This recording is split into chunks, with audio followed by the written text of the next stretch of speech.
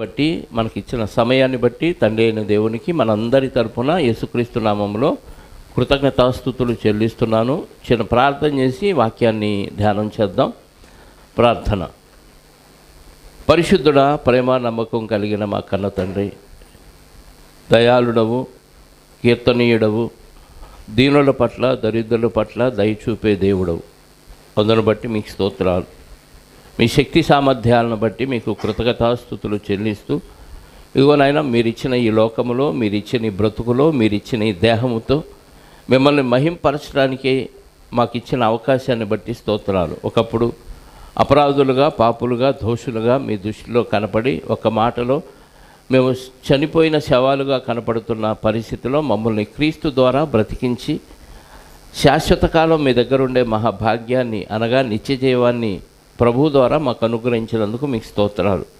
ఆ నిత్య జీవాన్ని తలపోసుకొనుచు భూమి మీద బతికినంతకాలం మిమ్మల్ని ఘనపరిచే విధంగా మా జీవితాలను మలుచుకోవటానికి ఏ వాక్యాలు అయితే మాకు అవసరమో వాటిని మాకు అందిస్తూ మిమ్మల్ని మహింపరిచే విధంగా ముందుకు సాగే ధన్యతను మా అందరికీ అనుగ్రహించండి. మరి కొద్ది మాటలు ఈ సందర్భంలో మేము ఆలోచించుటకు సిద్ధపడుతూ ఉండగా సమయోచితమైన జ్ఞానాన్ని మీ ఆత్మ సహాయంతో నాకు అనుగ్రహించి వినగలిగే చెవులు, గ్రహించగలిగే హృదయాన్ని మా అందరికీ ప్రసాదించమని కోరుకుంటూ, మా రక్షకుడు నీ ప్రియకుమారుడైన యేసుక్రీస్తు వారి యొక్క పరిశుద్ధమైన నామములో ప్రార్థించి అడిగి వేడుకొనుచున్నాను పరలోకపు తండ్రి, ఆమేన్. చేరువచ్చిన మీ అందరికీ ప్రభు అయిన క్రీస్తు నామములో శుభాలు, వందనాలు. నందు ప్రియమైన దేవుని వారులారా, యేసుక్రీస్తు వారు భూమి మీదకి వచ్చి సుమారుగా 2000 సంవత్సరాలు. ఆయన రాకముందు దేవుడిని ఆరాధించిన వారు ఉన్నారు, ఆయన వచ్చిన తర్వాత దేవుడిని ఆరాధించిన వారు ఉన్నారు. కానీ ఆరాధన దేవునికి చెందకుండా, ఆరాధన దేవునికి చెల్లించకుండా అపవాది మనుషుల్ని భక్తిలోనే ఉంచి, ఆరాధిస్తున్నామనే భ్రమలో ఉంచి దేవుని ఆరాధించకుండా చెడగొట్టే కార్యక్రమాలు ఎన్నో చేస్తున్నాడు. అది పాత నిబంధనలో జరిగింది, కొత్త నిబంధనలో కూడా జరిగింది. అందరూ భక్తులే కానీ కనపడతారు, భక్తినే సాగిస్తున్నట్టుగా కనపడతారు, కానీ ఆ భక్తి వాక్యానుసారమైంది కాదు. గత కాలంలో, ఇప్పుడు చాలామంది కొత్త వాళ్ళు వచ్చారు కాబట్టి గత కాలంలో ఆరాధన అంటే ఏంటి, ఎలా చేయాలి అనేది చాలా విషయాలు మనం మాట్లాడుకున్నాం సంఘంలో. అయితే ఇప్పటికీ ఆరాధన సమయంలో ఆదివారం ప్రార్థన ఎలా చేస్తామో అలా ప్రార్థిస్తూ అది చేయ్యా ఇది చేయ్యని అడగటం మానట్లేదు చాలామంది. ప్రార్థనలో అడగకూడదు, ప్రార్థనలో అడగాలి. ప్రార్థన విజ్ఞాపనలో మనం దేవుణ్ణి అడగాలి. దేవునితో మనం మన విజ్ఞాపనలో మన సమస్యలు ఏమన్నా ఉంటే దేవునికి తెలియజేస్తున్నాం, అది ప్రార్థన లేదా విజ్ఞాపన ప్రార్థన. ఆరాధన అనగానే దేవుణ్ణి స్తుతించి ఘనపరిచే కార్యక్రమం. దేవుడు మనుషుల్ని సృజించిన ఉద్దేశమే ఆయన మహిమ నిమిత్తం. యెషయా గ్రంథంలో చెప్తాడు, తీయొద్దులండి, నా మహిమ నిమిత్తం నేను సృజించిన నా జనులు అంటాడు.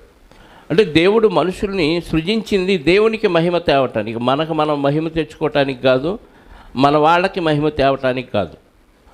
దేవునికి మహిమ, నా వలన దేవునికి మహిమ వచ్చే విధంగా నా ప్రవర్తన ఉండాలి. అది ఒకప్పుడు మనకు తెలియదు. వాక్యంలోకి వచ్చిన తర్వాత దేవుణ్ణి ఎలా మహింపరచాలి, ఎలా ఘనపరచాలి అనేది మనం నేర్చుకున్నాం. ఎలా నేర్చుకున్నాం అంటే, దేవుడు పాత నిబంధనలో ఇశ్రాయేలుకి ఇచ్చిన ఆజ్ఞల నుంచి కొత్త నిబంధనలో అదే ఆజ్ఞలు కంటిన్యూ అవుతున్న దగ్గర నుంచి ఎలా దేవుణ్ణి ఘనపరచాలో, ఆ ఘనపరచటమే దేవుణ్ణి ఆరాధించటం. ఎలా ఆరాధించాలి అనేది ఒకసారి మనం బైబిల్లోకి వెళ్ళి ఆలోచించగలిగితే, మనం అనుకున్న ఆరాధన వేరు, దేవుడు తెలియచేసిన ఆరాధన వేరు. మనం అడుగుతాం, ఏది మనం దేవుడిని కనపరిచే విధంగా నువ్వే చెయ్యయ్యా అని అడుగుతాం. కానీ మనం చేయాల్సిన పనులు మనం చేయాలి, దేవుడు చేసేవి దేవుడు చేస్తాడు. దేవుడి పనిలో మనం వేలు పెట్టకూడదు, మన పనిలో దేవుడు జోక్యం చేసుకోడు. అవసరమైతే అప్పుడు జోక్యం చేసుకుంటాడు తప్ప ప్రతిదానికి దేవుడినే అడిగి, ప్రతిదానికి దేవుడే నిన్ను మార్చేటట్టు, దేవుడే నడిపించేటట్టు, దేవుడే అన్నీ నీకు చేసేటట్టు మరి నువ్వేం చేస్తావు అంటే, రోబోలాగా నన్ను వాడుకో అని అంటావు. కానీ మన ఇష్టాన్ని మనం నెరవేర్చుకుంటూ ఉంటాం. రోబో తన ఇష్టాన్ని తాను నెరవేర్చుకోదు. మనుషులు ఏదైతే కమాండ్ పెడతారో దానికి అదే ఫాలో అవుద్ది. సొంతగా అది తన నిర్ణయాన్ని తెలియచేసుకోదు.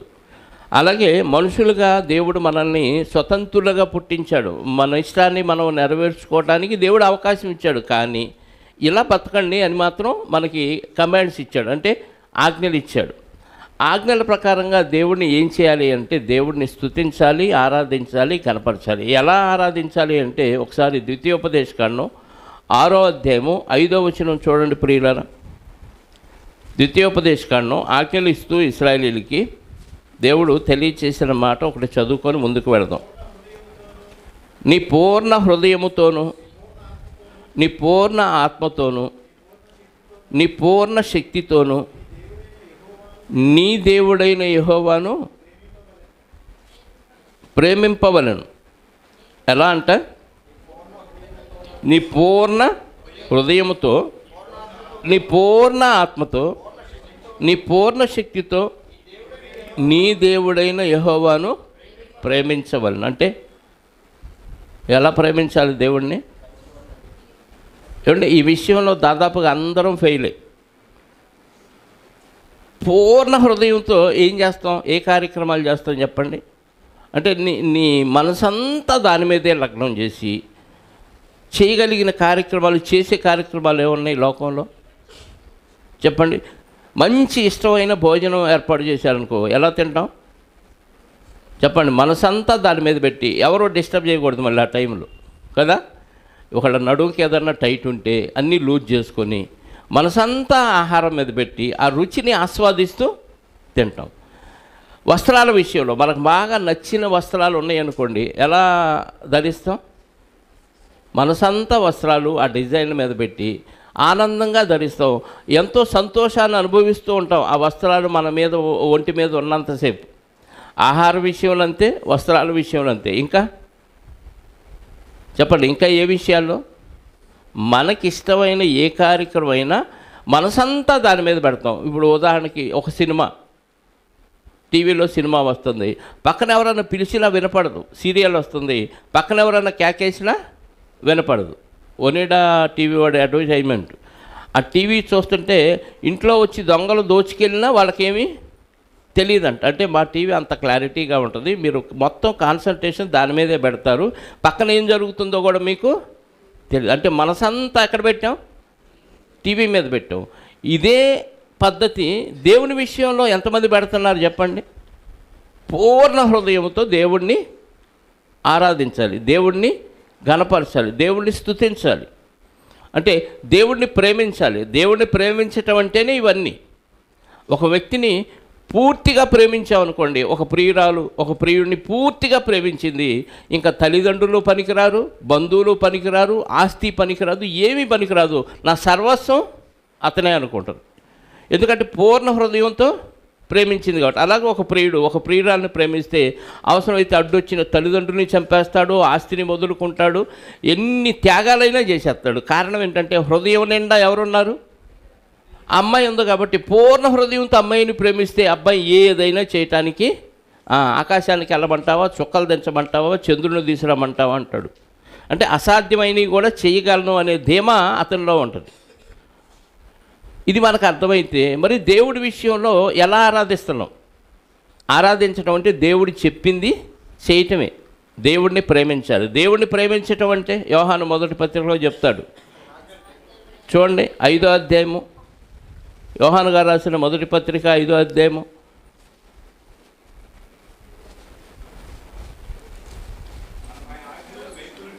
3వ వచనం. మనం ఆయన ఆజ్ఞలను గైకొనుటయే దేవుణ్ణి ప్రేమించుట. ఎలా ప్రేమించాలి దేవుణ్ణి చెప్పండి? పూర్ణ హృదయముతోనూ. ఇది కొత్త నిబంధనలకు వచ్చేసరికి ఇంకొన్ని యాడ్ చేశాడు యేసుక్రీస్తు వారు. ఒకసారి మత్తయి సువార్త 22వ అధ్యాయము 37, అంటే పాత నిబంధనలు ఏముంది అని అడిగితే అక్కడ మళ్ళీ రిపీట్ చేస్తూ ఒక మాట చెప్తారు. మత్తయి సువార్త 22వ అధ్యాయము 37వ వచనం. అందుకు ఆయన ప్రధానమైన ఆజ్ఞ ఏదంటే చెప్తాడు, నీ పూర్ణ హృదయముతోనూ నీ పూర్ణ ఆత్మతో. ఈ రెండు ద్వితీయోపదేశకాండంలో మనం చదివాం. ఇంకా నీ పూర్ణ మనస్సు కూడా కావాలా? నీ పూర్ణ హృదయం అన్నాడు. మనస్సు వేరు, హృదయం వేరు. మనస్సు పెడితే హృదయంలోకి వెళ్ళిద్ది, మనసు పెట్టకపోతే హృదయం దాకా వెళ్ళదు. అంటే పూర్ణ హృదయము, పూర్ణ శక్తి, పూర్ణ ఆత్మ, పూర్ణ మనస్సుతోనూ మీ దేవుడైన ప్రభువును ప్రేమింపవలెను. మార్కు గారు ఇంకోటి ఎక్స్ట్రా రాశారు. మార్కు సువార్త 12వ అధ్యాయము 30వ వచనం చదవండి ప్రియులారు. మార్కు సువార్త 12వ అధ్యాయము, నీవు నీ పూర్ణ హృదయముతోనూ, నీ పూర్ణ ఆత్మతోనూ, నీ పూర్ణ వివేకముతోనూ, నీ పూర్ణ బలముతోనూ. 4 రాశాడు ఇక్కడ. మనస్సు బదులు వివేకం అన్నాడు ఇక్కడ, అంతే కదా. ఇంకోటి ఏంది ఎక్స్ట్రా? పూర్ణ బలము.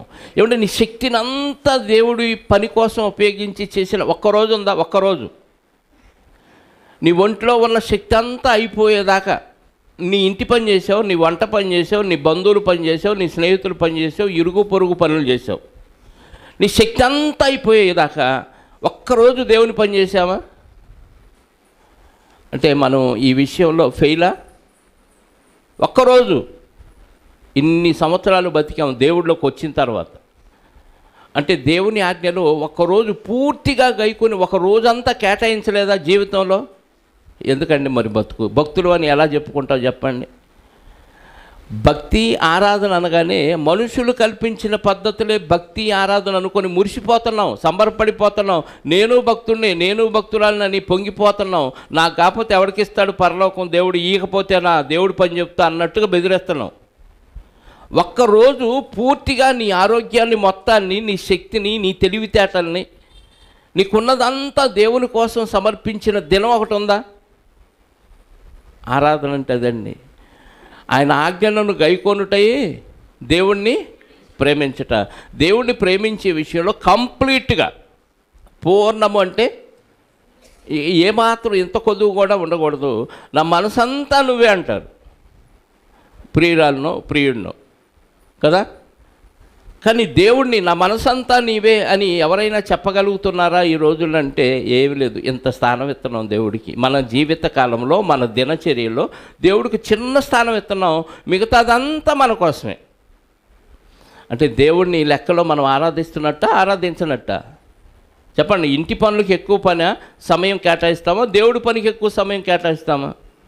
చదువులకు ఎక్కువ సమయం కేటాయిస్తామా? దేవుని బైబిల్ చదవటానికి ఎక్కువ సమయం కేటాయిస్తామా? ఇతరులకి సువార్త చెప్పడానికి ఎక్కువ సమయాన్ని కేటాయిస్తామా? మన వ్యాపారం చేసుకోవటానికి ఎక్కువ సమయం కేటాయిస్తామా? దానిలో ఎన్ని తెలివితేటలండి. అవసరమైతే అప్పులు చేసైనా వస్తువులు కొని వ్యాపారాన్ని అభివృద్ధి చేసుకుంటాం. కానీ దేవుని కోసం ఏమైనా వస్తువులు కొనాలి, ఈ పని చేయాలి, ఒక వ్యక్తిని రాబట్టడానికి అది కొందాం, ఇది కొందాం, అది చేద్దాం, ఇది చేద్దామనే ఆలోచన విధానం ఎక్కడన్నా కనపడుతుందా? ఈ విషయంలో ఎవ్వరు పట్టించుకోవట్లా. దేవుని పని కోసం ఇది చేద్దాం, అది చేద్దామని బుర్రని వాడట్లా పూర్ణ వివేకముతో. అంటే ఈ వ్యాపారానికి, నీ సంబంధించిన ఇంటి పనులకు ఎన్నో తెలివితేటలు ఉపయోగించి ఈ వస్తువు వద్దు, ఆ వస్తువు కొనాలి, అది వద్దు, ఇది కొనాలి, ఇంటికి ఉపయోగపడటానికి, వ్యాపారానికి ఉపయోగపడటానికి ఎన్నో మ్యాజిక్కులు, జిమ్మిక్కులు చేసి మరి సంపాదిస్తున్నామే దేవుడిచ్చిన ఆరోగ్యాన్ని, తెలివితేటలను ఉపయోగించి. మరి దేవుని పని కోసం, దేవుణ్ణి ఆరాధించడం కోసం ఏం వాడుతున్నాం? పూర్ణంగా ఎవ్వరూ దాదాపుగా దేవుని పనికి ఉపయోగించట్లా. మన ఆయుష్కాలాన్ని వాడట్లేదు, మన ఆరోగ్యాన్ని వాడట్లేదు, మన తెలివితేటల్ని వాడట్లేదు, మన బలాన్ని వాడట్లేదు. వాడుతున్నారు. ఎవరైనా వాడేవాళ్ళు ఉంటే చేయొద్దండి. ఎవరైనా ఒక్కళ్ళు కూడా ఉండరు. పూర్ణ బలంతో, పూర్ణ శక్తితో, పూర్ణ ఆత్మతో, పూర్ణ వివేకంతో, పూర్ణ మనసుతో దేవుడైన యెహోవాను స్తుతించాలి, ఆరాధించాలి. అంటే ఆయన పని చేయాలి. ఏంటి ఆయన పని? దేవుని ఆజ్ఞలను గైకొనుటే ఆయన ప్రేమ. ఏంటి ఆజ్ఞలు? ఏం ఆజ్ఞలు? ఇందాక చదివాం యోహాను మొదటి పత్రిక 5వ అధ్యాయం, దానికి ముందు 4వ అధ్యాయంలో ఇచ్చాడు. యోహాను గారు రాసిన మొదటి పత్రిక 4వ అధ్యాయము 20-21 చదవండి ప్రియులారా. ఎవడైనాను నేను దేవుని ప్రేమించుచున్నానని చెప్పి, దేవుణ్ణి ప్రేమిస్తున్నాను, ఐ లవ్ యూ గాడ్ అంటాడు, కానీ సహోదరుణ్ణి ద్వేషించాడు. సహోదరుని ద్వేషిస్తేనే నేను దేవుణ్ణి ప్రేమిస్తున్నానని చెప్పే మాట అబద్ధం. అందరినీ అవతలోడు తిట్టాడా, కొట్టాడా, హింసించాడా, దూషించాడా అనవసరం, ప్రేమిస్తూనే ఉండాలి.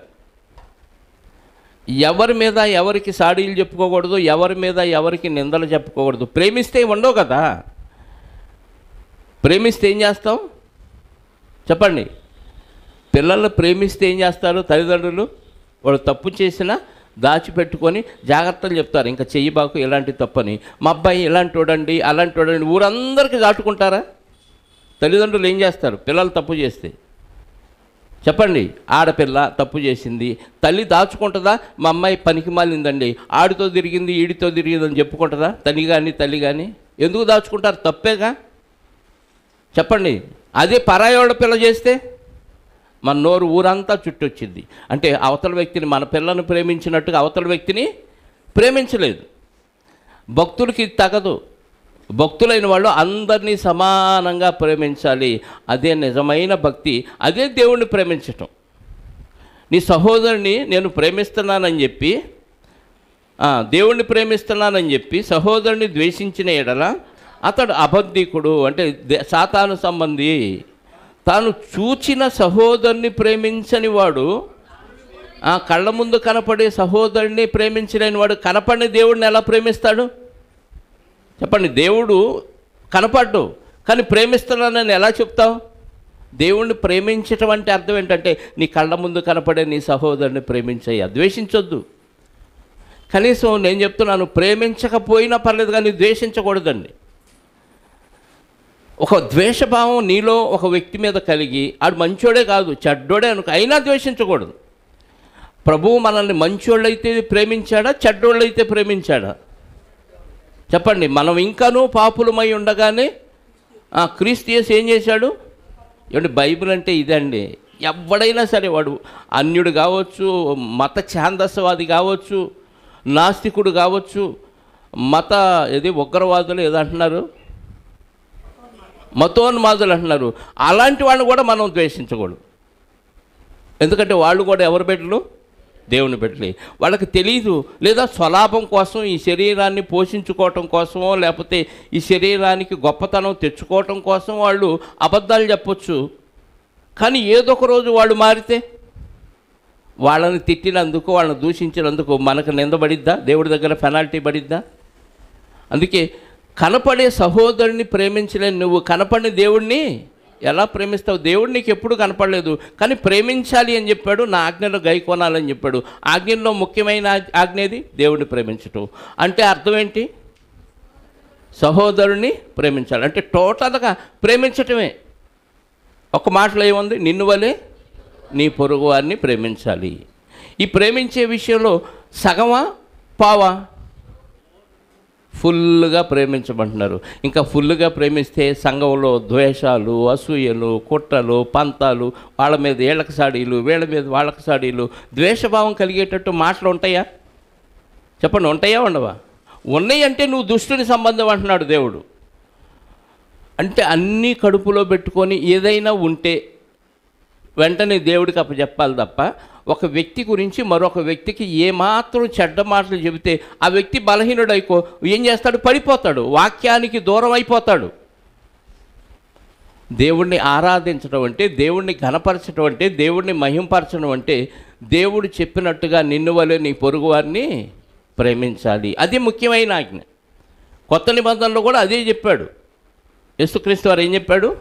కొత్త నిబంధనలో నీ పూర్ణ హృదయంతోనూ, నీ పూర్ణ ఆత్మతోనూ, నీ పూర్ణ శక్తితోనూ, నీ పూర్ణ బలముతోనూ, నీ పూర్ణ వివేకంతో దేవుణ్ణి ప్రేమించాలి. అంటే అర్థం ఏంటయ్యానంటే ఆయన ఆజ్ఞలు గైకొనాలి. ఏంటి ఆజ్ఞల్లో ముఖ్యమైందంటే నిన్ను వలె నీ పొరుగు వారిని ప్రేమించాలి.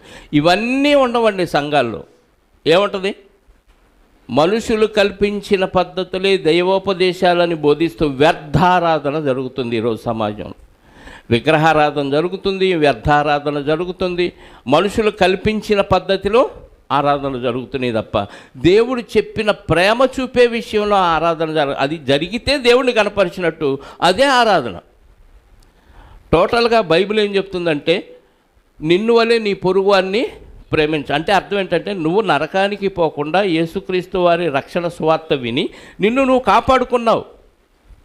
కాపాడుకున్న నువ్వు ఏం చేయాలి చెప్పండి? ఇతరుల్ని రక్షించాలి. రక్షించాలంటే ఏం చూసాలి? అవతల వ్యక్తిని ద్వేషిస్తే రక్షిస్తావా, ప్రేమిస్తే రక్షిస్తావా? ప్రేమిస్తే ప్రేమించటం అంటే మళ్ళీ ప్రేమించటం అంటే ఊరికి ఐ లవ్ యూ అని చెప్తే ప్రేమించటమేనా? వాళ్ళ బాగోగులు చూడాలి, వాళ్ళు మంచి చెడ్డలు చూడాలి, నీకున్న స్థాయిని బట్టి అతనికి చెయ్యగలిగిన సహాయం చేయాలి. నా పనులే నాకు అవ్వట్లేదండి, నేను వాళ్ళకేం చేశాను అంటే అసలు ఇదే నీ ముఖ్యమైన పని. దేవుడు మనిషికి ఇచ్చిన పని ఏంటి అనంటే నిన్ను నువ్వు ఎలా ప్రేమించుకుంటావో నీ పొరుగువారిని కూడా అలా ప్రేమించాలి. నీ శరీరాన్ని నువ్వు ద్వేషించోగా, ఎవరి శరీరాన్ని వాళ్ళు ద్వేషిస్తారా? అది కురుపులతో ఉన్నా, పుండుతో ఉన్నా, ఒంటికాలుతో ఉన్నా, ఎలాంటి భయంకరమైన వ్యాధి ఉన్నా తన శరీరాన్ని ఎవరో వాళ్ళు ద్వేషించుకోరు. అలాగే నీ శరీరాన్ని నువ్వు ఎలా ద్వేషించవో ఎదుటి వారిని కూడా నువ్వు ద్వేషించకుండా ప్రేమించినోడే నిజమైన దేవుని భక్తుడు. అప్పుడే నువ్వు దేవుణ్ణి స్తుతించి ఆరాధించడం. అర్థమవుతుందా? పాత నిబంధనలో ఆరాధన ఒక క్రమమైన పద్ధతిలో దావీదు గారు ప్రారంభించాడు, సొలొమోను గారు ప్రారంభించారు. ఆ తర్వాత కొంతకాలానికి ఆగిపోయిన ఆరాధనలో చివరి యూదుల్ని పరిపాలించిన హిజ్కియా గారి గురించి మనం ఇప్పుడు రాజుల గ్రంథంలో నేర్చుకుంటున్నాము. హిజ్కియా గారి కాలం వచ్చేసరికి ఎలా ఆరాధించారో ఒక మాట చూడండి. పాత నిబంధనలో ఒకసారి 2వ గ్రంథం దినవృత్తాంతములు 2వ గ్రంథం 29వ అధ్యాయము 20వ వచనం నుండి చదువుదాం. మొత్తం అవసరం లేదులేండి. దినవృత్తాంతముల 2వ గ్రంథం హిజ్కియా గారి పరిపాలనలో వాళ్ళు ఎలా ఆరాధించారో ఒకసారి చూద్దాం. అప్పుడు రాజైన హిజ్కియా పెందలకడ లేచి దేవుడిని ఆరాధించటానికి ఏం చేయాలంట? అంతకుముందు ఆరాధనలు ఆగిపోయినాయి మిగతా రాజుల కాలంలో. ఈయన వచ్చాడు, రాజు అయ్యాడు, దేవాలయం అంతా బాగు చేయించి పెందలకడ లేచాడు. అంటే ఆరాధనకి పనికి ఎలా పెందలకడ లేచి వెళతామో దేవుణ్ణి ఆరాధించడానికి కూడా ఏం చేయాలి? మరి మనం ఆలస్యంగా లేస్తున్నామా, పెందలకడ లేస్తున్నామా ఆరాధనకి? ఎన్ని సంవత్సరాల నుంచి ఆలస్యంగా సంఘానికి వస్తున్నారంటే హిజ్కియా గారి భక్తి కూడా మనలో లేదు. పెందలకడ లేచి ఆయన లేవటం గాక పట్టణపు అధికారులను సమకూర్చుకొని, ఆయన లేవటం కాక కొంతమందిని మళ్ళీ సమకూర్చాడంటే నీతో పాటు కొంతమందిని నువ్వు గ్యాదర్ చేయాలి. మీకు అర్థమవుతుందా? మనం లేవటమే లేట్ అయితే నువ్వు ఇంకొకళ్ళు నేడ తీసుకొస్తాం. హిజ్కియా గారు ఏం చేశాడు? పెందలాడి లేచాడు. ఎందుకు? దేవుడిని ఆరాధించాలి. అక్కడ పెందలాడి లేచి పట్టణపు అధికారులను సమకూర్చాడు. అంటే అధికారులు కూడా ఈయన లేపి రెడీ అవ్వండి, దేవుని ఆరాధనకి వెళ్ళాలి మనం అని రెడీ చేసి యెహోవా మందిరంలోనికి పోయాను. నీతో పాటు నలుగురిని తీసుకొచ్చే సమకూర్చే పని నువ్వు చేయాలి. నేను ఒక్కడవే రావటమే అంతంత మాత్రం అయిపోతే నలుగురిని ఎడగెత్తావు. నువ్వు లేటుగా వస్తే నీ వెనకాల వచ్చేవాళ్ళు కూడా లేటుగానే వస్తాడు. అంటే నువ్వేం మాదిరి చూపిస్తున్నావు? దేవుడి పనికి, దేవుడి ఆరాధించడానికి సమయం పాటించాల్సిన అవసరం లేదు. మన ఇష్టం వచ్చినప్పుడు వెళ్ళొచ్చు. ఎవడేమనంటే బోల్డ్ సంఘాలు ఉన్నాయి. ఈ సంఘం కాబట్టి ఆ సంఘం కాబట్టి ఈ సంఘం ఎగ్గొడతా. ఎవడేమన్నాడు? దేవుడు అంటాడు ఒకరోజు. నువ్వు రావటం లేట్ అయిపోతే నీ వెనకాల వచ్చేవాళ్ళు నిన్ను మాదిరిగా తీసుకుంటే నాశనం అయిపోతారు. నీకు వాళ్ళ వల్ల నష్టం. దేవుడి దగ్గర పెందలకాడ లేచి అధికారులను సమకూర్చి యెహోవా మందిరంలోనికి వెళ్ళి రాజ్యము కొరకు, పరిశుద్ధ స్థలము కొరకును, యోధావారి కొరకును పాప పరిహారార్థ బలి చేయుటకై 7 కోడెలను, 7 పొట్టేళ్లను, 7 గొర్రెపిల్లలను, 7 మేకపోతులను. మనం ఏమైనా తెస్తున్నామా? 7 కోడిగుడ్లు తెమ్మన్నాం అనుకోండి, అబ్బో ఈయన కోడిగుడ్లు అడుగుతున్నాడంట కదా. ఏమేమి తెచ్చాడంట అక్కడ? 7 గొర్రెలు, 7 పొట్టేళ్ళు, 7 కోడెలు, 7 పొట్టేళ్ళు, 7 గొర్రె పిల్లలు, 7 మేకపోతులు, 4 రకాల జీవులను తెచ్చాడు. తెచ్చియుండిరు కనుక యెహోవా బలిపీఠం మీద వాటిని అర్పించుడని అహరోను సంతతి వారు యాజకులకు ఆజ్ఞాపించు. అంటే దేవుడిని ఆరాధించడానికి నువ్వేదో ఇవ్వాలి. ఊరికే ఖాళీ చేతులతో వస్తే కుదరదు. 7 కోళ్ళు, 7 మేకలు, 7 గొర్రెలు దమ్మంటే ఎవరు కనపడరు కదా. పోనీ 700 తీసుకురండి కనీసం అని అంటే అది కూడా కష్టమే కదా. ఇట్లాంటివి చెప్తే ఇచ్చే కాడ బోల్డ్ ఇస్తారు. నీ సీటు పర్మనెంట్ చేసుకోండి, 2000 ఇస్తే ఒక సీటు ఉంటుంది, ఆ కుర్చీ నీదే, నువ్వు వెళ్ళిపోయినా ఆ సీట్లో కూర్చున్నవాడు వాక్యం వింటాడు, బాగుపడదు. అది దరిద్రం. 20,000 7 కాదా 2 కాదా? ఒక కుర్చీ ఖరీదు ఎంత? ఒక ప్లేసు 20,000. మనం ఇక్కడ 20 రూపాయలు ఇయటమే గగనమైపోతుంది కదా. ఇవన్నీ తెమ్మంటే ఆరాధించడానికి. ఎందుకంటే ఆరాధన ఎందుకు? దేవుని మందిరం ఎవరి కోసం? అది రాజ్యం కొరకు. అంటే యేసుక్రీస్తు వారి రాజ్యం స్థిరపరచబడాలి. రాజ్య విస్తరణ కొరకు నీ వంతుగా నువ్వు తేవాల్సినవి ఉన్నాయి. పరిశుద్ధ స్థలం. మనం ఇప్పుడు మనకు సరైన ప్లేస్ కూడా లేదు. అద్దె మందిరాల్లో మనం ఆరాధన చేసుకుంటాం. ఒక స్థలం మనకు కేటాయించబడి ఆ స్థలంలో ఫ్రీగా మనం ఆరాధన చేసుకోవటానికి స్థలం కొరకు, యోదావారి కొరకును, అంటే నీ చుట్టూ ఉన్న క్రైస్తవులందరి కొరకు నువ్వు విజ్ఞాపన ప్రార్థన చేయాలి. ఇంకా పాప పరిహారార్థ బలి చేయుటకై, అంటే మనం ఇప్పటిదాకా చేసిన పరిహారానికి, పాపాలన్నిటికీ పరిహారం చెల్లిటానికి బలి ఇవ్వాలి దేవుడికి. ఏమిస్తున్నాం బలి? ఆరాధనలో ఏదో చెల్లించాలి. ఆరాధనలో నోటి స్థుతులు మాత్రమే, అయ్యా అట్టంటోడిని ఎట్టంటోడిని, అలాగే నన్ను మార్చుకో అయ్యా అని మనం మళ్ళీ ఆయనకి పని చెబుతున్నాం. ఆయనకి చెల్లించాలి. మనం ఆయనకి చెల్లించాలి, ఆయన నుంచి అడుక్కోకూడదు. మనం ఏం చేస్తున్నాం? ఆరాధనలో అడుక్కుంటున్నాం దేవుణ్ణి. ఎప్పుడు అడుక్కోవటమేగా మన బతుకు. ఆ రోడ్డు ఏమంటే అడుక్కునే వాళ్ళన్నా ఒక టైమింగ్ ఉంటుంది వాళ్ళకి. మనకి ఇంట్లో మోకరెత్తి అడుక్కోవటం, మందిరంలో మోకరెత్తి అడుక్కోవటమే, టైమింగ్ ఏమీ లేదు మనకి. ఆరాధనలో దేవుడికి చెల్లించాల్సినవి చెల్లించాలి. అది పూర్ణ హృదయంతో, పూర్ణ శక్తితో, పూర్ణ ఆత్మతో, పూర్ణ బలంతో చెల్లించాలి. సగం మైండ్ ఇంటికాడ పెట్టి, సగం మైండ్ ఏమో తల్లుల మీదో, తండ్రుల మీదో, పిల్లల మీదో, దాచిపెట్టుకున్న డబ్బుల మీదో, వీటి మీద పెట్టి చెల్లిస్తే అది పూర్ణ హృదయం అవదు. అయిద్దా? అవదు. అంటే ఏదో చెల్లిస్తేనే నీకు ఆరాధన చేసినట్టుగా అర్థం. ఇవన్నీ ప్రజల కొరకు, దేశం కొరకు, పరిశుద్ధ రాజ్యం కొరకు, యోదావారి కొరకు, పాప పరిహార్థం కొరకు, ఇన్ని విషయాల్లో నువ్వేదో తీసుకొచ్చి దేవుని సన్నిధిలో దేవునికి సమర్పించాలి. అప్పుడు ఆరాధించాలి. ఆరాధన అంటే కొంత ఖర్చు అయ్యిద్ది. ఏమీ లేకుండా ఫ్రీగా వచ్చేసి ఫ్రీగా నోటి స్థుతులు ఏదో చెల్లించేసి వెళ్ళిపోతే అది ఆరాధన అవ్వదు. అర్థమైందా? ఇవన్నీ తెచ్చి బలులు ఇచ్చి ఏం చేశాడంట?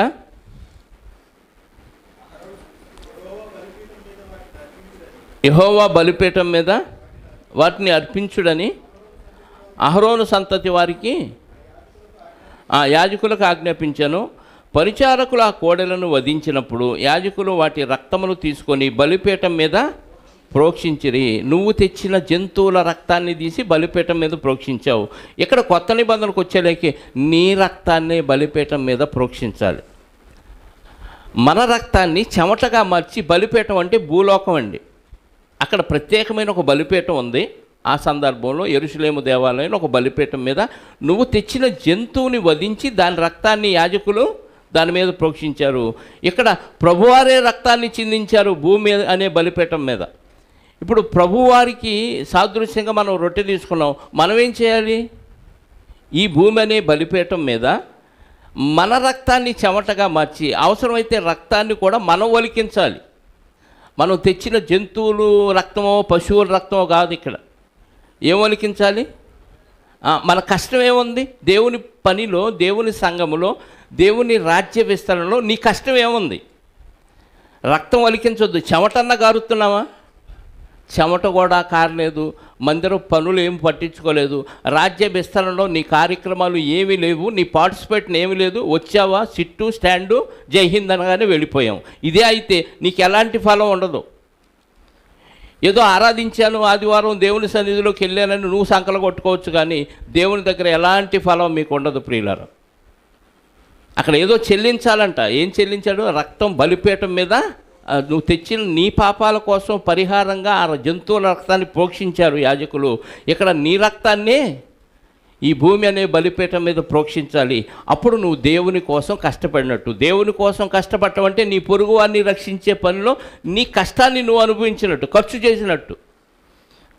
నువ్వు దేవుని పని చేయటమే దేవుణ్ణి ఆరాధించటం, దేవుడు చెప్పిన ఆజ్ఞల ప్రకారంగా బతకటమే దేవుడిని ఆరాధించడం. దానిలో నీ రక్తం చెమటగా మారవచ్చు, చివరికి నీ రక్తమే దారపోసే పరిస్థితి రావచ్చు. భక్తులందరూ అలాగే కదా దారపోసారు, హతసాక్షులు అయిపోయారు. కొంతమంది జీవితం అంతా దేవుని కోసం ఖర్చు పెట్టారు, వాళ్ళు చనిపోయారు, సహజ మరణాన్ని పొందారు. కానీ ఎక్కువ మంది భక్తులు మొదటి శతాబ్దంలో తన ప్రాణాలను సైతం ఫణంగా పెట్టి రక్తాన్ని ఈ బలిపీఠం మీద ప్రోక్షించారు. జంతువుల రక్తం కాదు వాళ్ళు ప్రోక్షించింది, తన స్వరక్తాన్ని ప్రోక్షించారు. ప్రభువారు తన స్వరక్తం ఇచ్చి సంపాదించిన సంఘం కొరకు, రాజ్యము కొరకు, రాజ్య విస్తరణ కొరకు, ప్రజల కొరకు, భక్తులైన వారి కొరకు వాళ్ళ రక్తాన్ని ఏం చేశారు? ఈ బలిపీఠం మీద ప్రోక్షించారు. ఇది క్రైస్తవుడు చేయవలసిన ఆరాధన. ఇంకేం చేశాడు చూడండి హిజ్కియా గారు. ఆ ప్రకారం వారు పొట్టేళ్లను వధించినప్పుడు యాజకులు ఆ రక్తమును బలిపీఠం మీద ప్రోక్షించిరి. వారు గొర్రెపిల్లను వధించినప్పుడు ఆ రక్తమును బలిపీఠం మీద ప్రోక్షించిరి. పాప పరిహారార్థ బలికై రాజు ఎదుటికి, సమాజము ఎదుటికి మేకపోతును తీసుకొని రాగా వారు తమ చేతులు వాటి మీద ఉంచిన తరువాత యాజకులు వాటిని వధించిరి. అంటే వధ జరగాలి, మన పాపాలన్నీ వధించబడాలి. ఎన్నో పొట్టేళ్ళు, ఎన్నో మేకలు, ఎన్నో గొర్రెల్ని వధించారంట. ప్రభువు సన్నిధిలో వాటన్నింటినీ వధించాలి. ఎంతమందిని తీసుకొస్తే వారి పాపాలన్నీ చంపేసి వారిని కొత్తగా జన్మించే వారిగా మనం తయారు చేయాలి. వాళ్ళ పాపాలన్నీ పరిహరించడానికి అక్కడ మనం వధించాలి దేవుని సన్నిధిలో బలిపీఠం మీద. 23 24 ఇశ్రాయేలు అందరి కొరకు దహన బలియు పాప పరిహారార్థ బలియు అర్పింపవలనని రాజు ఆజ్ఞాపించి ఉండెను గనుక ఇశ్రాయేలు అందరి నిమిత్తము ప్రాయశ్చిత్తము చేయుటకై బలిపీఠం మీద వాటి రక్తమును పోసి పాప పరిహారార్థ బలి అర్పించిరి. అందరి కోసం రక్తాన్ని అక్కడ ప్రోక్షించారు.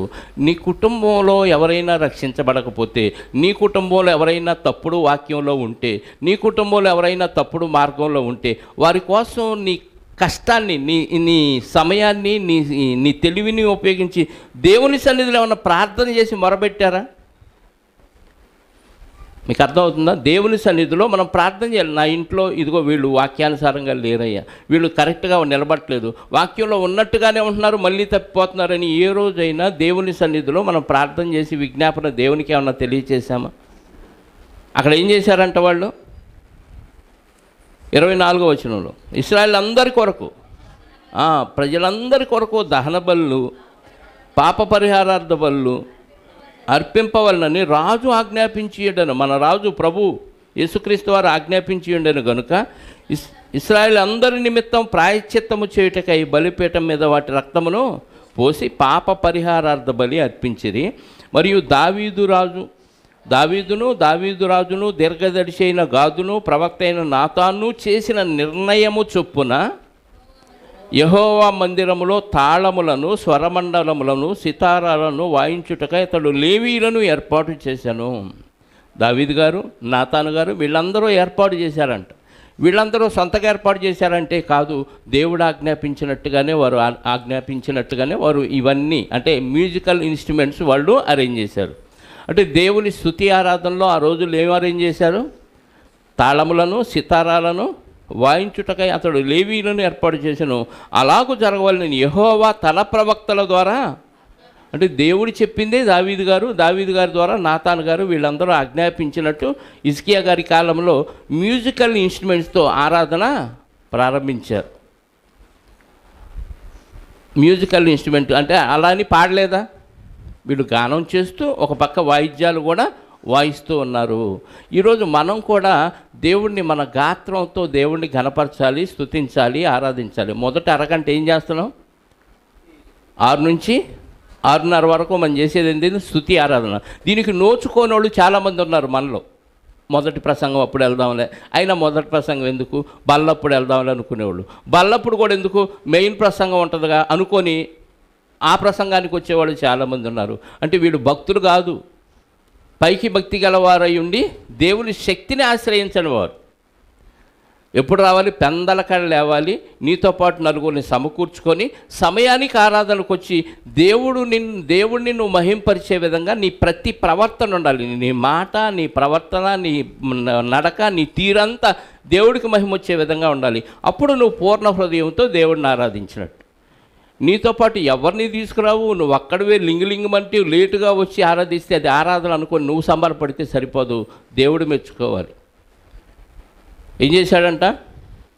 వాళ్ళు ఏర్పాటు చేసిన ఆజ్ఞల ప్రకారంగా, దేవుడు నిర్ణయించిన దాని ప్రకారంగా వాళ్ళు అలా చేశారు. 26 దావీదు చేయించిన వాయిద్యములను వాయించుటకై లేవీయులను బోరలు ఊదుటకు యాజకులను నియమింపబడ్రి. బలిపీఠం మీద దహన బలు అర్పించుడని హిజ్కియా ఆజ్ఞాపించెను. దహన బలి అర్పణ ఆరంభం అగు తోడనే బోరలు ఊదుటతోనూ ఇశ్రాయేలు రాజైన దావీదు చేయించిన వాయిద్యములను వాయించుటతోనూ యెహోవాకు స్తుతిగానము ఆరంభమయ్యను. ఒక పక్క దహన బలులు అర్పిస్తూ ఉన్నారు, ఒక పక్క వాయిద్యాలు వాయిస్తూ ఉన్నారు, ఒక పక్క దేవునికి స్తుతిగానం ఆరాధిస్తున్నారు. అంటే దేవుడు చేసిన మహత్కార్యాలు, అద్భుతాలు, ఈ కార్యాలన్నీ ఆ పాటల్లో వినిపించబడుతూ ఉన్నాయి. అంటే అది విన్నవారందరికీ దేవుడు ఎంత గొప్పోడో అనే ఆలోచన వస్తుంది. కాబట్టి అందరూ దేవుణ్ణి మహింపరుస్తారు. అంటే మన మాటలో దేవుని యొక్క గొప్పతనాన్ని చాటే ఉండాలి, అప్పుడు దేవునికి మహిమ. అందుకే ఆరాధనకు సంబంధించిన పాటలే పాడమంటున్నాం. ఆరాధన సమయంలో మళ్ళీ హెచ్చరిక పాటలు పాడకూడదు. మనుషుల్ని హెచ్చరించే పాటలు ఉన్నాయి, ట్రాజడీ పాటలు ఉన్నాయి, అవి కాదు. దేవుణ్ణి గణపరిచేవి, దేవుణ్ణి ఆరాధించటానికి ఉపయోగపడే పాటలే మనం పాడాలి. అదే మన జిహ్వ ఫలం. హెబ్రీ పత్రిక 13వ అధ్యాయంలో చెప్తాడు కదా, 15వ వచనం ఒకసారి చదవండి. హెబ్రీ పత్రిక 13వ అధ్యాయం 15వ వచనం.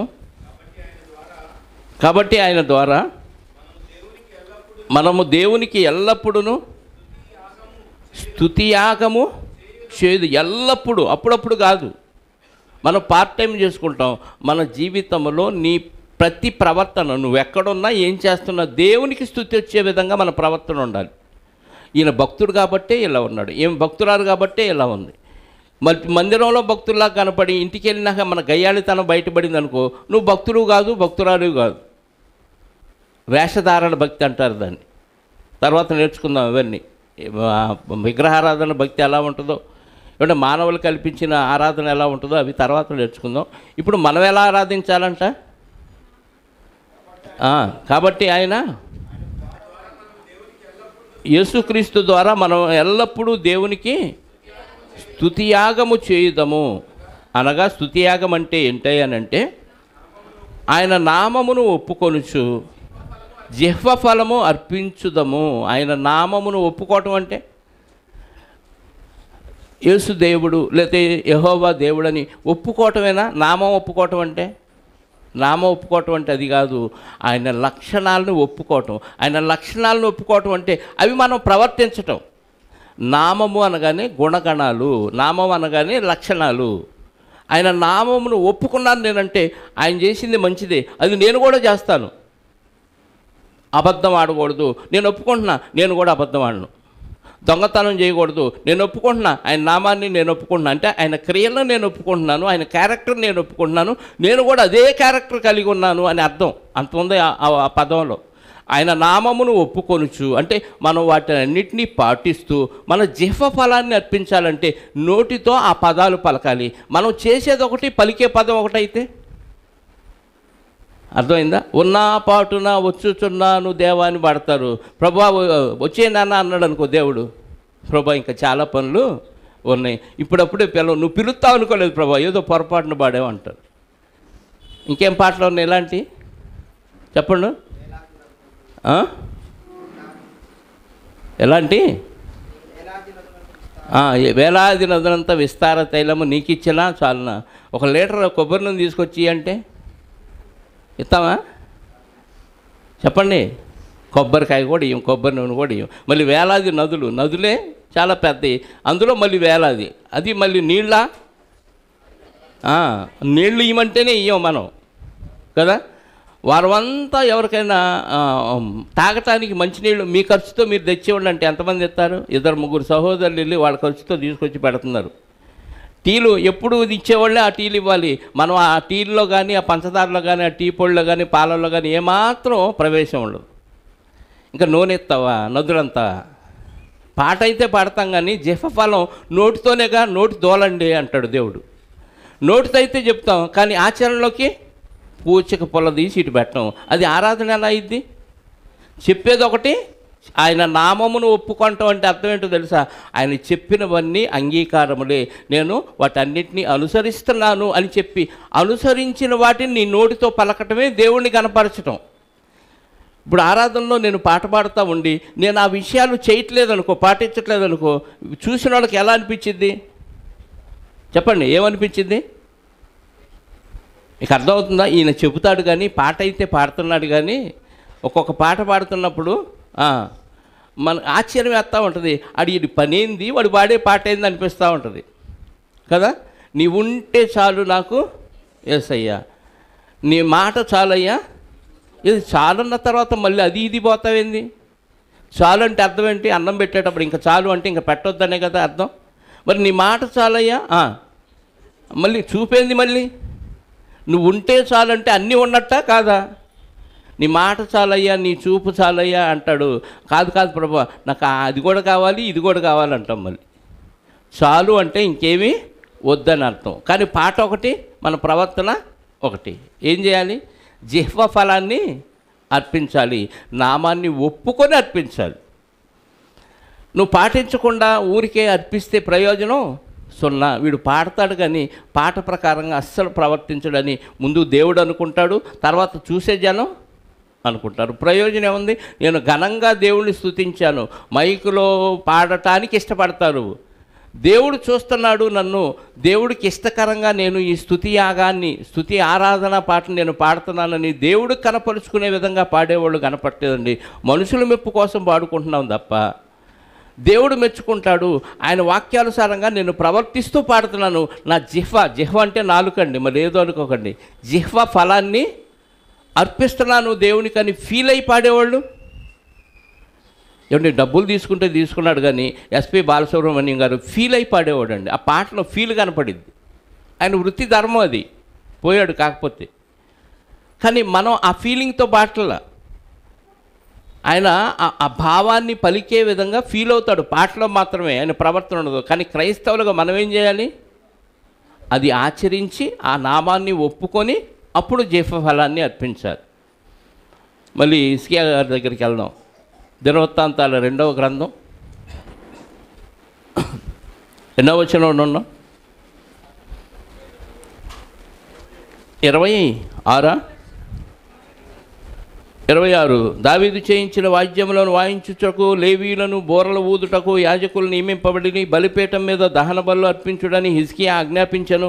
దహన బలి అర్పణ ఆరంభం మగుటతోడని బోరలు ఊదుటతోను ఇశ్రాయేలు రాజైన దావీదు చేయించిన వాయిద్యములను వాయించుటతోనూ యెహోవాకు స్తుతిగానము ఆరంభమైను. అంతసేపును సర్వజమాజమును ఆరాధించుచుండిరి. అంతసేపు ఇవన్నీ జరుగుతున్నాయి. ఒక పక్క బలులు అర్పించబడుతున్నాయి, ఒక పక్క వాయిద్యాలు వాయిస్తున్నారు, మిగతా వాళ్ళు స్తుతి గానం చేస్తున్నారు. అంతసేపు సమాజం అంతా ఏం చేస్తుందంట? ఆరాధించడం. ఆరాధన అని ఒక గంట సేపు పాటను రిపీట్ చేయటమా? చెప్పండి. ఆరాధిస్తున్నారంటే వాళ్ళందరూ పాటించి అవన్నీ దేవుని అద్భుత కార్యాలు, మహత్కార్యాలన్నీ ఆ పాటల్లోని మాటల ద్వారా తెలియజేస్తున్నారు ప్రజలకు. ఆరాధన అంటే ప్రవర్తించి పాటించేదే ఆరాధన. అంతసేపు సర్వసమాజం ఏం చేస్తుందంట? ఆరాధించుచుండిరి, గాయకులు పాడుచుండిరి, బోరలు ఊదువారు నాదము చేయుచుండిరి, దహన బలి అర్పణ సమాప్తమగు వరకు ఇది అంతయు అంటే నువ్వు అర్పించే అర్పణ అంతా అయిపోయే వరకు నువ్వు ఆరాధిస్తూనే ఉండాలి. నీ అర్పణ అయిపోయే వరకు అంటే నువ్వు చచ్చే వరకు ఆరాధన జరుగుతూనే ఉండాలి నీ జీవితంలో. దహన బలిగా మనం అర్పించబడే వరకు అంటే నువ్వు చనిపోయే వరకు దేవునికి ఆరాధన ఆగకూడదు. పాట ఏదో ఉంది కదా, ఆరాధన ఆపను స్తుతించుట. నిజంగా అది నెరవేర్చాలి. ఒక గంట సేపు ఆరాధన అని పేరు చెప్పి ఆరాధించి మిగతాదంతా లోకంలో పడి లోకాన్ని ఆరాధించి, కుటుంబాన్ని ఆరాధించి, మన వ్యాపారాన్ని ఆరాధిస్తే అది ఆరాధన అవదండి. దేవుణ్ణి బతుకున్నంతకాలం స్తుతియాగం అయిపోయే వరకు, మనం బలియాగం అయిపోయే వరకు ఏం చేయాలి? ఆరాధించుట, స్తుతియాగం జరుగుతూనే ఉండాలి.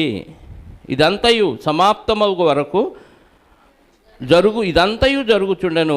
వారు అర్పించుట ముగించిన తరువాత రాజులు అతనితో కూడా ఉన్న వారందరూ తలలు వంచి ఆరాధించి, లోబడ్డాం, మేము కేవలం నిమిత్తమాత్రం, అంతా నీదేనయ్యా, నువ్వు సెలవిస్తేనే మేము ఈరోజు బతుకున్నాం, నేను రాజు అవటానికి కూడా నీదయ్యే కారణం, మేము రాజునైనా నీకు లోబడుతున్నాను. తలలు వంచడం అంటే అర్థం ఏంటి? మోకరించడం అన్నా, తలలు వంచడం అన్నా లోబడిపోవటం. దేవుని కింద మేము కేవలం నిమిత్తమాత్రులు, నువ్వు ఇచ్చిన ఆరోగ్యం, నువ్వు ఇచ్చిన ఆయుష్కాలం, నువ్వు ఇచ్చిన పదవి, ఇవన్నీ నీ వల్లనే జరిగినాయి అని తలలు వంచి రాజుతో సహా ఏం చేశారు? ఆరాధించి, అంటే దేవునికి లోబడి దేవుడు చెప్పిన పద్ధతులన్నీ పాటించటమే ఆరాధన. దేవునికి లోబడి ఆ పద్ధతులు పాటిస్తూ వాటిని ప్రకటించటమే ఆరాధన. రాజుతో సహా తలలు వంచి ఆరాధించిరి. దావీదు దీర్ఘదర్శి ఆసాపును రచించిన శ్లోకములను ఎత్తి యెహోవాను స్తుతించుడని రాజైన హిజ్కియాయు అధిపతులు లేవీయులకు ఆజ్ఞాపింపగా వారు సంతోషముతో స్తోత్రములు పాడి తల వంచి ఆరాధించిరి. సంతోషముతో ఏం పాడారు? స్తోత్రములు పాడారు. స్తోత్రములు అంటే ఏమున్నాయి మరి దాంట్లో? 16వ అధ్యాయము, అదే దినవృత్తాంతాల మొదటి గ్రంథం 16వ అధ్యాయము 7వ వచనం నుండి చూడండి ప్రియులారు. స్తోత్రములు పాడి ఆరాధించారంటే స్తోత్రములో ఏమున్నాయి? యెహోవాను స్తుతి చేయు విచారణను ఏర్పరిచి దావీదు ఆసాపు చేతికిని వాని బంధువుల చేతికిని దాన్ని అప్పగించాను. స్తుతి చేయు విచారణ ఏదనగా అంటే స్తుతి విధానం, స్తోత్రం చేయటం, స్తుతించటం అంటే అందులో ఏముంటాయి అంటే దేవునికి కృతజ్ఞతాస్తుతులు చెల్లించాలి. ఆయన నామాన్ని అంటే యెహోవా యెహోవా యెహోవా, యేసు యేసు యేసు, పరిశుద్ధాత్మ పరిశుద్ధాత్మ కాదు. ఆయన నామాన్ని ప్రకటన చేయటం అంటే ఆయన లక్షణాలు, ఆయన గుణగణాల్ని సమాజంలో ప్రకటించాలి. ఆయన కార్యములను జనములలో తెలియచేయాలి. ఆయనను గూర్చి పాటల రూపంలో పాడాలి. జిహ్వ ఫలాన్ని అర్పించాలి. పాటల రూపంలో దేవుని కట్టడలు, విధులు పాటల రూపంలో రాగాలు పెట్టి పాడాలి. ఆయన కీర్తనీయుడు కాబట్టి ఆయన కీర్తించాలి. ఆయన అద్భుత క్రియలన్నిటిని గూర్చి సంభాషణ చేయాలి. ఇది స్తుతి విధానం అంటే. వాళ్ళు ఏం చేశారు? 2వ గ్రంథంలో ఉన్నాం మనం. హిజ్కియాయును అధిపతులు లేవీయులకు ఆజ్ఞాపింపగా వారు సంతోషముతో స్తోత్రములు పాడి దేవుని తల వంచి లోబడిపోయి దేవుణ్ణి ఘనపరుస్తూ ఆరాధించారంట. అంటే ఇంత లోబడే తత్వం ఎక్కడుంది క్రైస్తవుల్లో? ఎవ్వరికి తీసిపోట్ల. నన్నంటావని పొడుచుకొస్తుంది. నిన్నంటేంది, నీ ఊరు పేరు ఎత్తేంది, నీ కుటుంబం పేరు ఎత్తేంది, అసలు పనికిరాని చవటాన్ని తిట్టినా సరే ఏం చేయాలి? మనం తగ్గించుకొని దేవుణ్ణి ఘనపరిచే పనిలోనే ఉండాలి. వాళ్ళు అన్నారు కాబట్టి నేనన్నాను కాబట్టి వాళ్ళు ఇంకో మాటని, ఇలా వివాదాలు పెంచుకునేది ఆరాధన కాదు, దేవుడికి అవమానం ఇది. క్రైస్తవుల్లోనే ఈరోజు ఎన్నో అవమానాలు ఎదురవుతున్నాయి మనకి. అన్యుల మధ్య ఇంకా చెప్పే పని లేదు. బైబిల్ రాంగుగా ప్రజల్లోకి వెళ్ళిపోయింది. బైబిల్లో ఉన్న సారం ఉన్నట్టుగా ప్రజల్లోకి వెళ్ళట్లే. అన్యుల మధ్యకి ఉన్న సారం ఉన్నట్టుగా వెళితే దేవుణ్ణి ఘనపరిచేవాళ్ళు, ప్రభువుని కీర్తించేవాళ్ళు ఈరోజు అందరూ అన్యులు. ఈరోజు దేవుణ్ణి అవమానపరుస్తున్నారు. ఇది బైబిల్ భూత పుస్తకం అంటున్నారు. ఇది ఆచరించదగింది, ఇందులో ఏమీ లేదనే అభిప్రాయం ఎందుకు వెళ్ళిందంటే దీన్ని తీసుకెళ్లే విధానంలో, ఆ ఆజ్ఞలను గైకొనే విధానంలో, ఆయన నామాన్ని ఒప్పుకొని ప్రకటించే విషయంలో దాదాపుగా అందరం ఫెయిల్ అయ్యాం. అందుకే దేవుడికి అవమానం. నిజంగా దేవుడిని ఆరాధిస్తుంటే చూసి ఇంత గొప్పోడా వీళ్ళ దేవుడు, ఇంత కీర్తనీయుడా, ఇంత మహత్కార్యాలు చేసిన దేవుడా వీళ్ళ దేవుడు, మన దేవుడు కదా వీళ్ళ దేవుడు అని అనుకోకూడదు. అప్పుడు వాళ్ళు మన దేవుడు ఎంత గొప్పోడా, ఇంతకాలం ఈ దేవుడిని మనం ఎందుకు మిస్ అయ్యామని బాధపడాలి. అలాంటి కార్యక్రమాలు కనపట్లేదంటే మనం ఆరాధించాల్సిన పద్ధతిలో దేవుణ్ణి ఆరాధించట్లేదండి. ఆరాధించాల్సిన పద్ధతిలో ఆరాధించట్లేదు. పాత నిబంధన ఆరాధన ఎంత గొప్పగా ఉంటే మరి కొత్త నిబంధనలో ఈ బలులు అర్పణలు, ఈ గొర్రెల దేవటం, రక్తం ప్రోక్షించటం, బలిపీఠం మీద ఇవేమీ అవసరం లేదు. ప్రభువే మన కోసం అన్నీ అర్పించాడు, వెళ్ళిపోయాడు. ఇప్పుడు ఆయన సత్క్రియలు, ఆయన నామాన్ని ప్రజల్లో ప్రకటించటమే మనం ఆరాధించడం. పేతురుపత్రికలు అంటాడు కదా, 2వ అధ్యాయము 9వ వచనం, మనల్ని ఏం చేశాడు? రాజులైన యాజక సమూహంగా చేశాడు. మనం ఏం చేయాలంటే ఇప్పుడు, అయితే మీరు చీకట్లో నుండి ఆశ్చర్యకరమైన తన వెలుగులోనికి మిమ్మును పిలిచిన వాటి గుణాతిశయములను, పిలిచిన వాని గుణాతిశయాలంటే ఆయన గుణగణ లక్షణాలు, ఆయన క్యారెక్టర్ని సమాజంలో ఏం చేయాలి? ప్రచురము చేయాలి. ప్రచురము చేసే పనిలో నీ పూర్ణ శక్తి, నీ బలం, నీ పూర్ణ బలం, నీ పూర్ణ ఆరోగ్యం, నీ పూర్ణ సమయం, నీ పూర్ణ వివేకం, వీటన్నిటినీ ఉపయోగించాలి.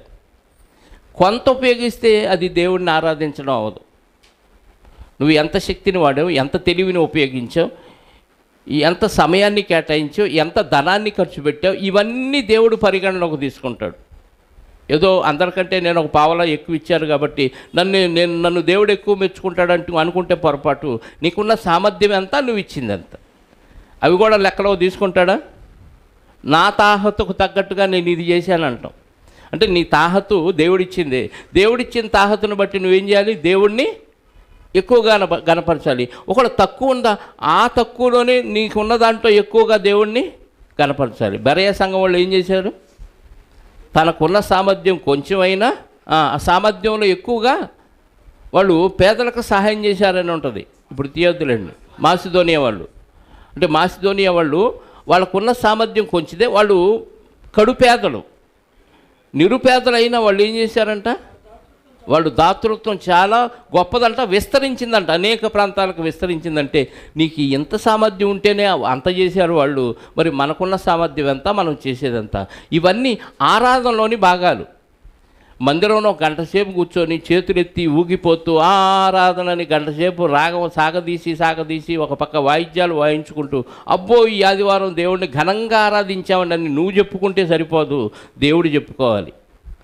దేవుడు నిన్ను బడా నమ్మకమైన దాసుడా ఏం ఆరాధించవరా అనాలి.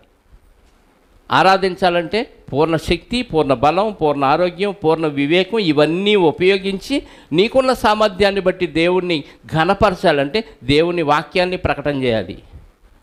ఏం చేయమన్నాడు పేతురు పత్రికలో? ఆయన గుణాతిశయములను ప్రచురము చేయు నిమిత్తము ఏర్పరచబడిన వంశము, రాజులైన యాజక సమూహము, పరిశుద్ధ జనము, దేవుని సొత్తైన ప్రజలనై ఉన్నారు. ఏమన్నారు? దేవుని సొత్తైన ప్రజలు. మనం దేవుని సొత్తైన ప్రజలు. దేవుణ్ణి కనపరచాలి. ఆయన అద్భుత కార్యాలు, ఆశ్చర్యక్రియలన్నీ సమాజంలో ప్రకటన. అన్నిటికంటే ఆశ్చర్యమైన క్రియ ఏంటంటే ఒక పాపిని ఉచితంగా పరిశుద్ధులుగా తీర్చడం అన్ని ఆశ్చర్యక్రియల కంటే ఆశ్చర్యక్రియ. ఇది లోకంలో ఎవరి వలన కాదు, ప్రభు అయిన యేసుక్రీస్తు వారి వలన దేవుడు చేసిన ఆశ్చర్యక్రియని దీన్ని ఎంత గొప్పగా ఘనంగా ప్రకటించవచ్చు మనం. ఇలా చేస్తే అప్పుడు నిజమైన ఆరాధన మనం చేసినట్టు. ఇప్పుడు కొత్త నిబంధనలో, పాత నిబంధనలో లాగా బలులు ఇవ్వటం, వాయిద్యాలు వాయించడం ఇవన్నీ అవసరం లేదు. కానీ ఎలా ఆరాధించమన్నాడు? యోహాను సువార్త 4వ అధ్యాయం ఒకసారి చూడండి దయచేసి, 24వ వచనం.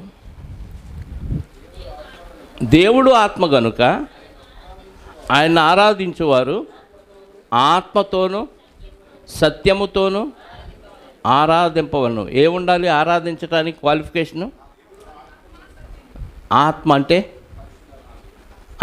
మన ఆత్మ ఆల్రెడీ మనం ఆత్మలో, శరీరంలో ఉన్న ఆత్మలో. ఈ ఆత్మకు యేసుక్రీస్తు వారిని అంగీకరించడం ద్వారా మన పాపాలన్నీ క్షమించబడి దేవుడు మనకి సంచకరువుగా పరిశుద్ధాత్మనిచ్చాడు. అవునా? అంటే బాప్తిసం పొందిన వాళ్ళకి దేవుడు ఏమిచ్చాడు? పరిశుద్ధాత్మ అనే వరాన్ని ఇచ్చాడు. ఈ ఆత్మ కలిగి సత్యము అంటే వాక్యం లేదా యేసుక్రీస్తు వారు, నేనే మార్గమును సత్యమును, అంటే సత్యం అంటే వాక్యం, వాక్యం అంటే యేసుక్రీస్తు వారు. యేసుక్రీస్తు వారి ద్వారా రక్షణ పొందిన క్రైస్తవులు పరిశుద్ధాత్మను కలిగి పరిశుద్ధాత్మ సహాయముతో వాక్యానుసారంగా ప్రభువుని, దేవుణ్ణి ఆరాధించాలి. ఇది కొత్త నిబంధన ఆరాధన.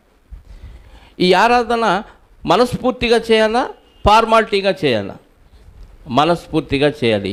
ఈ ఆరాధనలో ఏమి ఇవ్వాలి దేవునికి? ఆత్మతో సత్యముతో ఆరాధిస్తున్నాం. ఆరాధించడం అంటే దేవుడు చెప్పిన పని చేయటం, ఆయన ఆజ్ఞలను గైకొని ఆయన యొక్క గుణగణాలని ఆయన లక్షణాలని సమాజంలో ప్రకటించటమే. అదే కదా. ఆ ప్రకటించే సమయంలో మనం చేయాల్సింది ఏంటో తెలుసా? ఆత్మ సంబంధమైన బలులు అర్పించాలి. అక్కడేమో శరీర సంబంధమైన గొర్రెలు, మేకలు, ఎడ్లు వీటన్నిటినీ అర్పించారు. ఇక్కడ కొత్త నిబంధనలో ఆత్మలను దేవుడి సన్నిధికి అర్పించాలి. పేతురు గారు రాసిన మొదటి పత్రిక 2వ అధ్యాయము 4-5 వచనాలు చదవండి ప్రియులారు.